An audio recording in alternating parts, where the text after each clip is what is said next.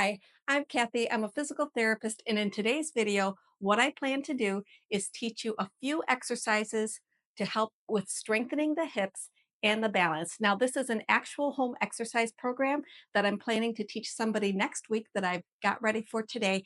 And so I figured, you know what? You might have a little weakness in your hips and a little bit of trouble with your balance as well, and you might find these exercises helpful. What we need today in order to start is some sort of resistance band. Now, if you don't have any resistance band, the few exercises that we're going to do, you can simply do it without the band around your legs. This particular person, her strength was in the good range, but it was still a little bit weak. So I wanted to just add a little bit of extra resistance so that she would benefit the most from the exercises. The other thing you're going to want is either a counter or a sturdy chair, and that's because we're going to be working on balance exercises. Now, this particular person, she was able to stand on one leg for maybe 4 or 5 seconds, and she looked fairly safe. If you cannot stand on one leg at all, I would want you to have a chair behind you, or if your knee buckles, something like that. I want you to maintain your safety at all times. Before you start any new exercise program, it is best to check with your healthcare provider to get specific exercises just for you. Because my patient came in, I did a full evaluation, and these exercises are specifically for her based on my findings in my examination. First exercise we're going to do is tandem stance. I've got my counter to my side. I've got the chair right in front of me.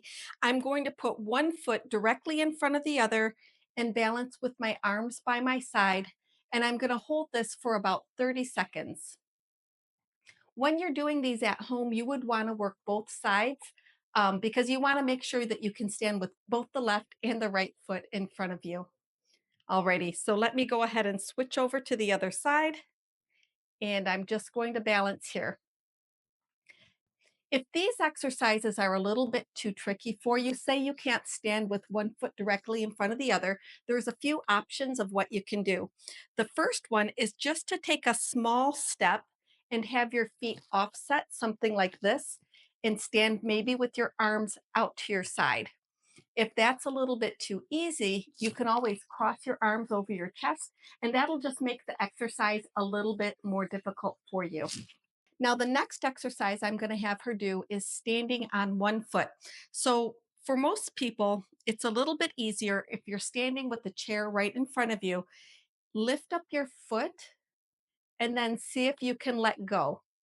And for this one, you just want to hold it about 10 seconds. If you can do more than 10 seconds, that's great.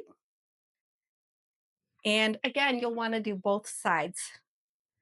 So if I'm just counting for 1, 2, 3, 4, 5, 6, 7, 8, 9, 10. You would want to do about 3 on each side. And so now we're going to get into the strengthening portion of the exercises. So if you have the elastic band, you can put it around your legs now. If you don't, you can just simply do these exercises without the band on. If you've got trouble with your balance, you can either have someone help you get the band around your ankles, or you could sit down in a chair to get the band on safely. So the first one we're going to do is just kicking forward. With this, I like to have a slight bend in my stance leg and then bring the band forward. And for these, we're going to do about 10 repetitions on each side. And again, I want to keep my hips level, and I'm just holding on to the chair to make sure I keep my balance.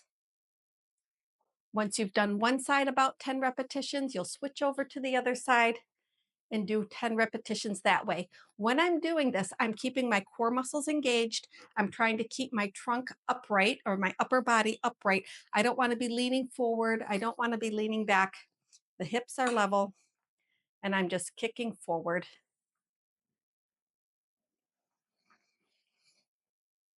That's perfect.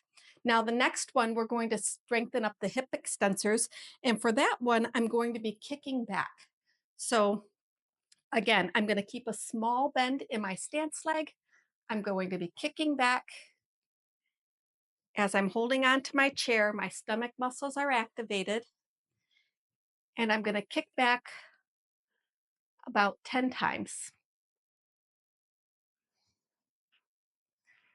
And switching over to the other leg, making sure I keep a slight bend in my stance leg. My hips are level. Sometimes it helps me if I put my hands kind of on my hips there, just to make sure that they're staying level. And since anybody that knows me knows I cannot count while I talk, we're going to say that's probably close enough to 10. Now, the next one we're going to do is we're just going to be kicking out to the side. That's going to get those hip muscles, the gluteus medius, which are very important for keeping your hips level while you're walking. So again, small bend in my stance knee, and I'm just kicking out to the side, nice and slow with a lot of control. And the reason we like to keep a slight bend in the stance knee, because that really helps us get that co-contraction in the leg that we're standing on. That really helps to get the stability, especially so, say you're going up and down the stairs, you really need a lot of stability in your knees. And if you get that co-contraction going, it's going to help keep that knee stable for you. I'm just going to turn this way so I can do my other leg. And again, slight bend in the knee, hips are level. I'm not leaning forward, back, or to the side, keeping everything nice and upright. And I'll do 3 more.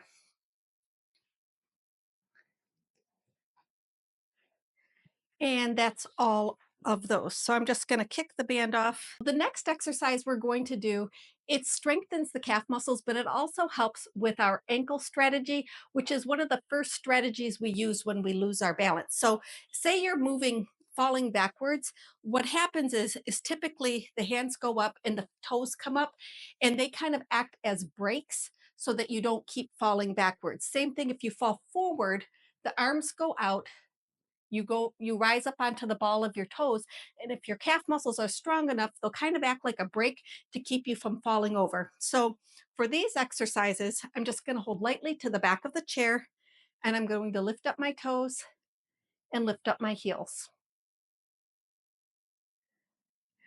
And for these, we would do about 3 sets of 10.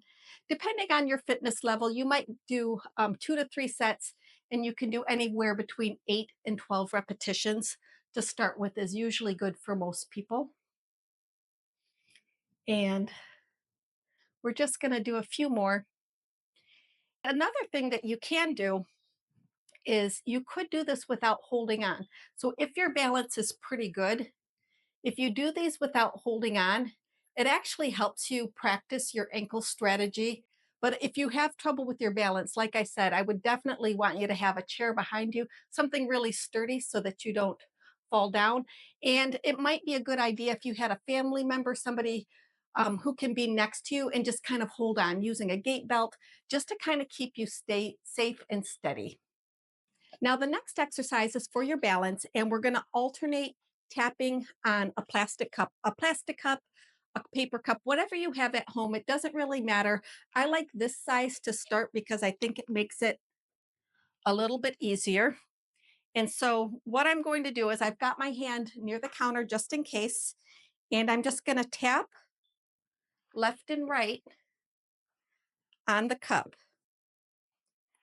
And for these, you can do about 10 on each side, and you can do a couple of sets of these.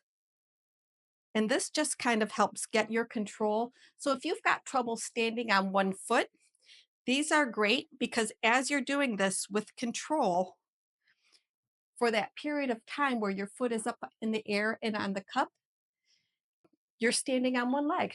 And so that kind of helps get that single limb balance a little bit better. And last but not least, we're going to do a little bit of strengthening with a functional movement, which is the sit to stand. If you need to use your hands, you can certainly use your hands either on the side of the chair or if you've got armrest or in your lap. But if you don't, it's going to help strengthen up your legs a little bit more if you don't use your hand. It just depends on your balance. So if you cannot stand up and stay steady, you might want to put a walker in front of you or do this with your hand a little bit closer to the counter. Since I have good balance, I'm just going to do it like this because it'll be much easier for you to see me. What I'm going to do is I'm just going to stand up and sit down. And for her, what I did is I just gave her repetitions of 8. We're just going to go up and down, and you'll notice that I'm not sitting back so that my back is up against the chair. I'm just tapping down and coming back up.